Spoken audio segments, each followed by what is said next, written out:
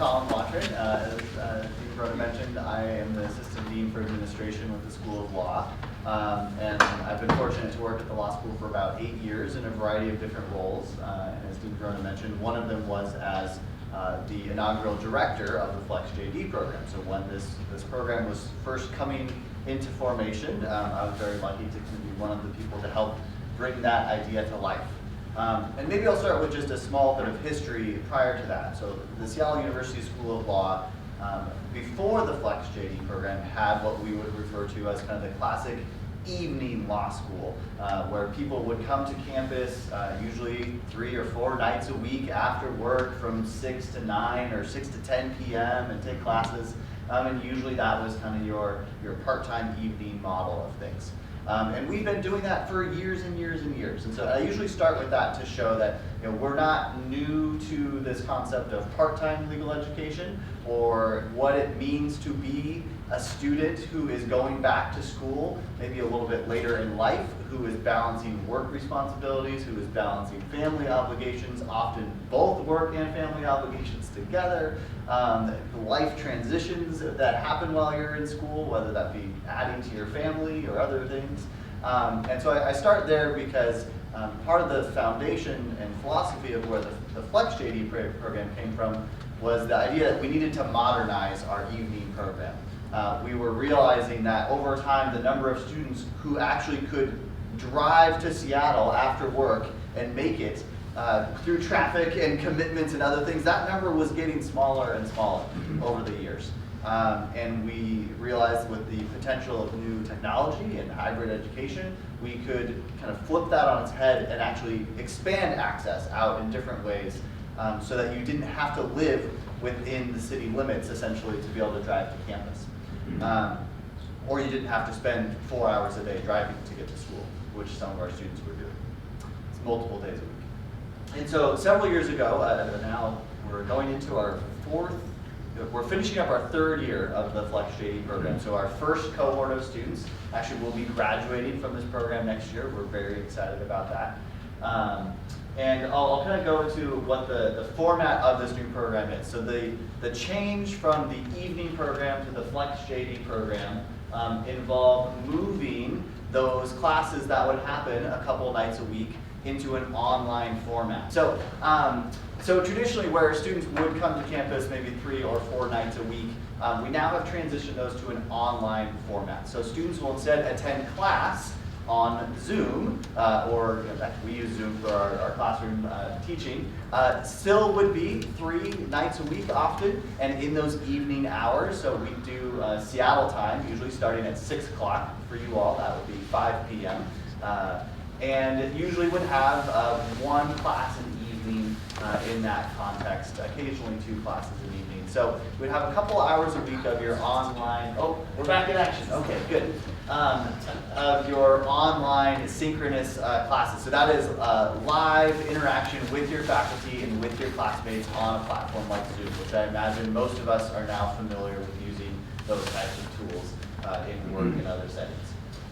We also have a portion of your weekly instruction that is done asynchronously, which essentially means there are activities you can do on your own schedule. And so that might mean reading a certain case and then doing an exercise to analyze it, or it might mean meeting up with a classmate at a time that works for both of you to create a memo or a brief or something like that. And so essentially we took what you would have done in those evening classes on campus and moved it into these 2 new formats. Zoom online sessions and then asynchronous activities that can be completed on your own schedule each week when it works best for your schedule each week. And then we retain some of the in-person interaction, which we think is very important for legal education, and put those into these on-campus weekends. And as Dean Verona mentioned, those happen essentially 2 or 3 times a semester, usually every other month or so, if we're kind of spacing it out throughout the academic year. Students will come together to be in person with their faculty and classmates. And actually, if you want to go to the next slide, I think it will kind of talk about our time commitments for these things. So the on-campus weekends generally are a full day on a Saturday and a half day on a Sunday. And so those do take up a pretty good chunk of your weekend, but if you space it out throughout the year, 4 or 5 weekends a year is fairly manageable for most folks. As Lincoln mentioned, this is not necessarily a light program. There is still a pretty significant time commitment that is associated with this, and this is kind of the estimate that we would put with this. So we talked about the on-campus weekends, which is 4 to 5 visits a year. Those are pretty non-negotiable. You pretty much have to be at those weekends, and that's part of what the American Bar Association, which is the accrediting body, that's the word, that lets us give out law degrees, basically says you got to be there to earn the degree. We understand that life circumstances happen and there are extreme cases and emergencies, and we work with folks. But if it's more of a matter of, oh, it's my friend's birthday that weekend and I really want to celebrate, those are the things where you have to make some tough choices and be willing to commit to come down to Seattle for those weekends. As I mentioned before, there is the weekly online class. You can typically expect about 4 hours a week in those online sessions. That's usually spread out over 3 evenings. So that might mean, actually, you want to switch to the next slide really quick? Here's an example of what a week could look like in a as a FlexJD student. You might have a legal writing class for about 1 hour and 15 minutes, a civil procedure class, which is a higher credit load class, so that would be maybe 1 hour and 40 minutes one evening. And then we see torts as an example is a lower credit class, only 1 hour that evening. So across the week, generally about 4 hours of time. Here's an example of what the format for a Flex weekend could look like. We want to try to replicate as much of the in-person law school experience as we can when we have people together. And so we also try to integrate various social activities that might be meeting up with fellow Flex students and also current students in our daytime full-time day program as well. Our Student Bar Association, which is our student government, often organizes events and mixers and fairs so students can learn more about what's happening in the law school, either on the Friday or Saturday evenings when students are coming through. And again, we have class all day on Saturdays and then Sunday mornings. We plan things this way knowing that we do have folks coming from outside of Seattle. You might be flying in from Anchorage, for example, or we've actually had students all over the country at this point. We have people coming in from Florida, from Minnesota, from Colorado, from California. And so the idea being that folks traveling from out of the area would likely arrive the night before. And so we have some optional activities if you want to participate in those the night before. You get down to business on Saturday and have lots of class, Sunday morning class, and then you have Sunday afternoon to get back home to wherever you need to be at. In terms of thinking about the program sequence, as Lincoln mentioned, we do have a little more structured format for the FlexJD program and try to keep it as a cohort model. So folks, the class that you enter with, the same group of students you would take classes with throughout the time that you're in the program. There is some level of ability to accelerate or do a little bit slower track, but for the most part, we try to keep people on that same progression. If you were doing just kind of the classic FlexJD program from start to finish, it would be typically 3.5 years to complete. Students typically take 3 classes at a time in the fall and the spring, and 2 classes during the summer. This is considered a year-round program, and so in order to stay on track with that 3.5 years, you would need to take those summer courses. Here's a little bit more in-depth view of what the kind of academic schedule could look like. This might be a little hard to read, so maybe I'll call out the major colors. And it's in the booklets as well.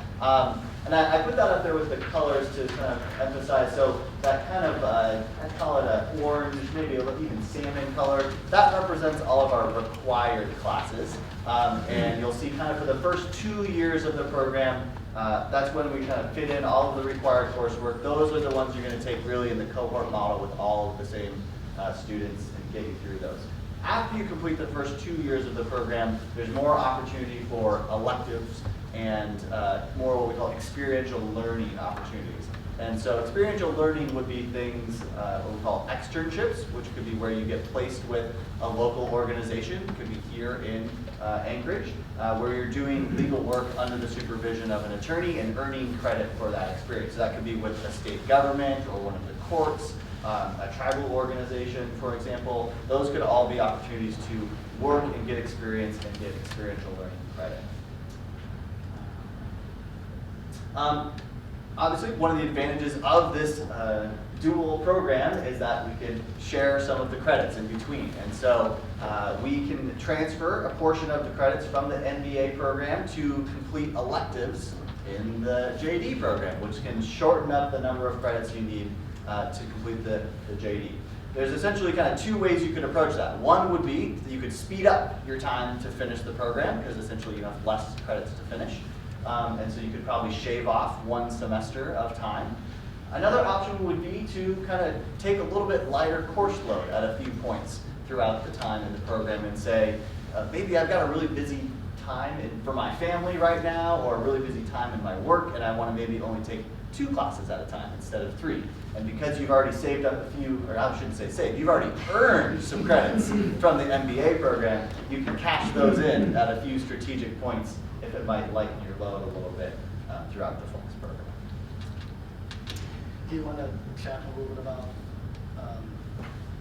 previous masters and sort of like that it has to be within dual? Yes, that is a great point. So I'll mention the ABA accreditation one more time, because they have a lot of rules, the ABA. If you want to go read them, it's an organization of lawyers. Yes, they like their rules. And so essentially, because we have set up this dual degree program, there is the possibility to transfer credits between the 2 programs if you enroll in the 2 programs at the same time. Unfortunately, if you've already earned a master's degree in a different program, we would not be able to accept those credits in because they were completed before you started your law degree program.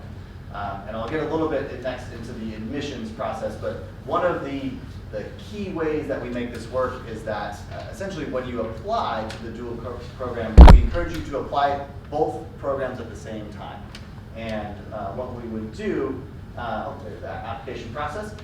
So ideally, folks would apply to both programs at the same time, be admitted into both programs at the same time, and we would welcome you into the law school community, but we'd say, we're going to kind of hit pause on your law school classes.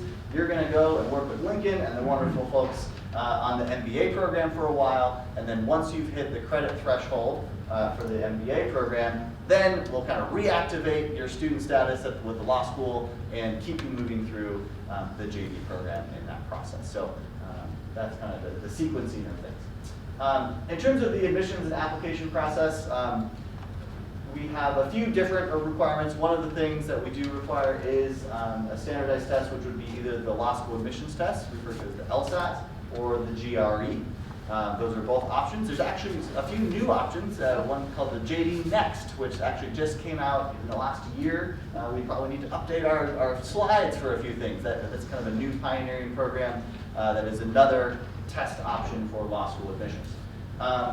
Do usually recommend that if you're considering a program like this, you start thinking in advance about when you would want to take an LSAT exam or a GRE, because they usually take a little bit of preparation and planning.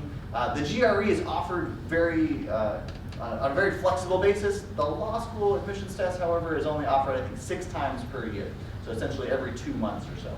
So you do need to do a little bit of strategic planning in terms of when you might want to take that exam, how much time you want for yourself to study, and those types of things, and how the taking of the exam lines up with the rest of the admissions process. So, in addition to that, we will ask for a personal statement, a resume, and 2 or 3 letters of recommendation. So there's some similar processes there to what you already would be preparing as part of the MBA program. You can use the same resume. You might even be able to use some of the same recommenders, though they might want to tailor their letters slightly differently in that context. Our application process does have a little more of a strict cycle. We admit students at the beginning of the academic year, which for us starts in August. The admission cycle each year starts in September.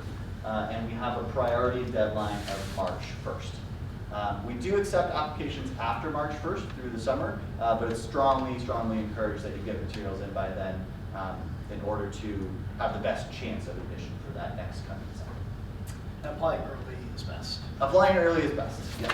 But we also understand there's lots of things you're balancing, or maybe you just found out about a program like this and you're very excited, and that's where I would say give us a call, talk to myself or talk to my colleagues in our admissions office, and they can advise you on all of the steps in this process. Talk a little bit about your professional and personal background and what might be good options in terms of the timeline for when you should think about applying to this type of